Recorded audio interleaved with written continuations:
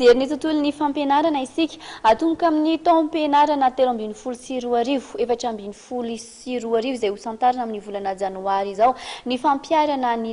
rafitra LMD eo anivon'ny sekoly ambony ENS izay fandraika amin'ny eny amin'ny anjerimanontolo ny ENS mofo dia isan'ny sekoly manofana manokana ho mpampianatra ka omena lanja ary ny fikarohan'ireo mpianatra amin'izany fidirana ao anatin'ny rafitra LMD izany fanazavana. L'école normale supérieure zany dia hiditra ao amin'ny système LMD izy amin'ny taona ho avy eo izay ahitana mention anankiefatra dia ao ny mention moa zany hoe mpampianarana manofana ny mpianatra izay nahazo ny baccalauréat amin'ity taona ity zany ka manao concours ao lasa mpampianatra teny-pirenena frantsay, anglisy, malagasy dia misy ny mention misahana ny science expérimentale zany hoe SVT, physique, chimie ary mathématique dia misy ihany koa ny histo-géo, éducation à la citoyenneté ary ny farany moa ny éducation physique sportive et culturelle ka ny LMD moa zany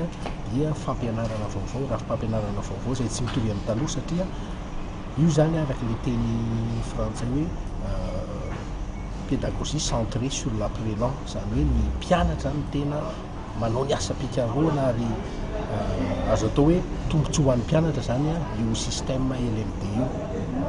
Raha ho an'ny fitaovam-pidirana ho an'ny taom-pianarana vaovao no fiandrenana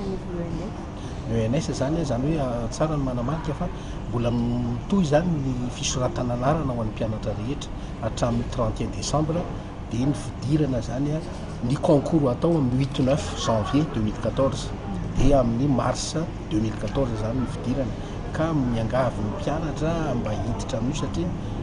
anisan'ny hoe fanofanana ngeza be eo amin'ny lafin'ny fampianarana any amin'ny lycée ho an'ireo mpianatra io zany io fiofanana tongotsy ny ENS io izay efa nahalalan'ny rehetra azy.